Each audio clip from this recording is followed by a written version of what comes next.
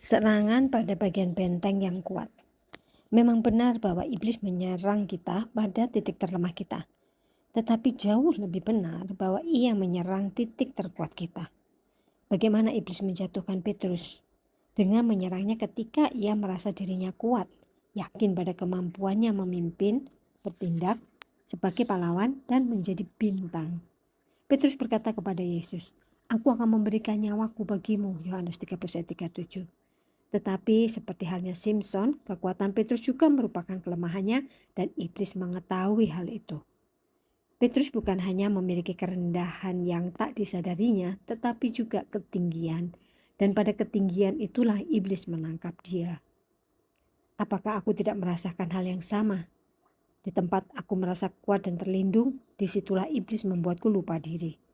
Ketika aku merasa aman, iblis melucuti aku. Aku berpikir tentang Ayub. Iblis menjerat dia dalam hal integritasnya yang merupakan harta rohaninya yang terkuat. Barangkali Ayub memandang terlalu tinggi integritasnya dan mungkin hal itu menjadi kebanggaannya. Dan ketika kebanggaan muncul, kita mengembangkan kelemahan. Aku merenung tentang Yesus. Iblis berusaha menghalaunya melalui keberadaannya sebagai anak Allah. Jika engkau anak Allah, perintahkanlah supaya batu-batu ini menjadi roti. Matius 4 ayat 3. Iblis tahu bahwa Yesus adalah anak Allah.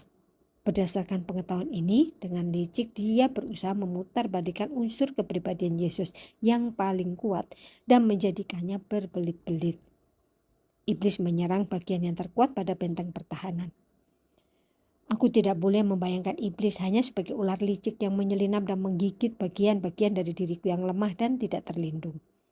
Aku harus memandangnya sebagai musuh frontal yang dengan keras memukul kekuatanku yang terbesar.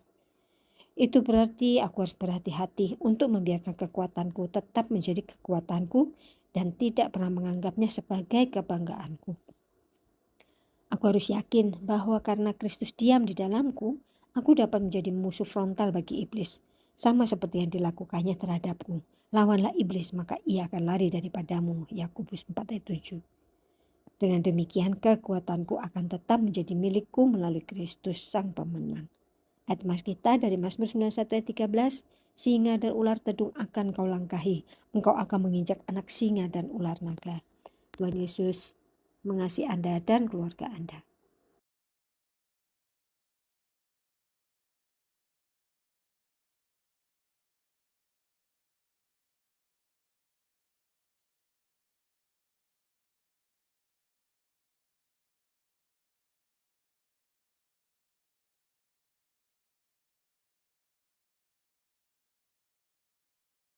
I have decided to follow Jesus.